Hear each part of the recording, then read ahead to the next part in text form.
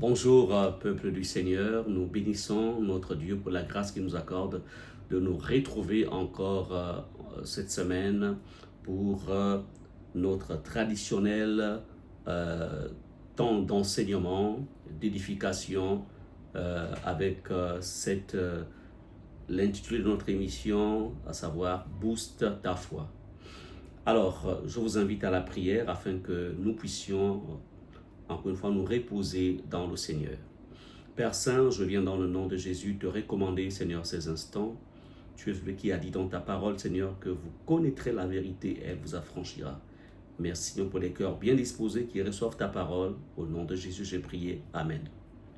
Aujourd'hui, chers internautes, peuple du Seigneur, je vais vous entretenir sur cette thématique qui s'intitule « Vivre selon les standards de Dieu ».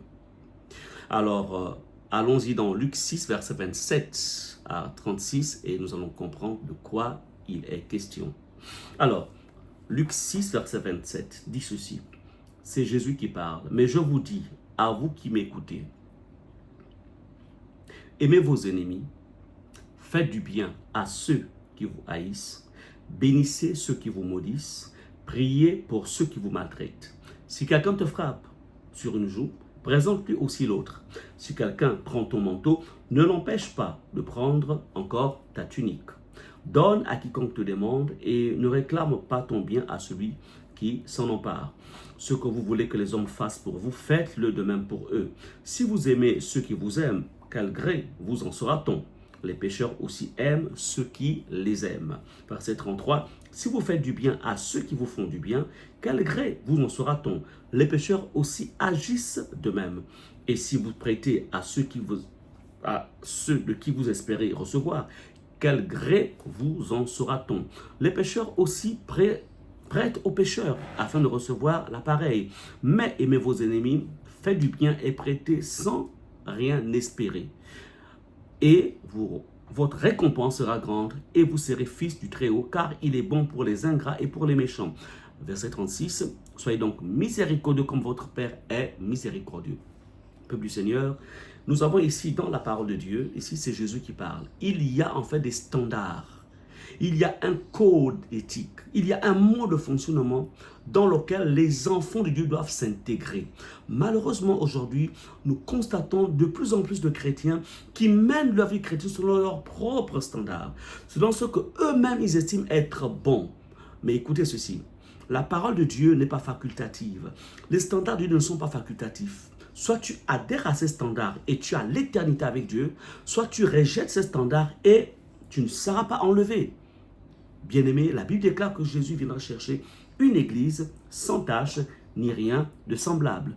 Je voudrais t'encourager ici à, encore une fois, à jeter un regard sur ta vie et voir ce que ta vie présente. Est-ce qu'il y a une conformité entre ce que la parole nous recommande et ce que est ta manière de vivre? On ne va pas à l'église parce qu'il faut tout simplement y aller. On y va parce qu'on a une vision. On y va parce qu'on a une vision. Et la vision, c'est quoi? C'est le ciel. La vision, c'est le royaume de Dieu. La vision, c'est être avec Jésus pour toujours. C'est cela la vision. C'est ce qui doit te motiver au plus profond de toi.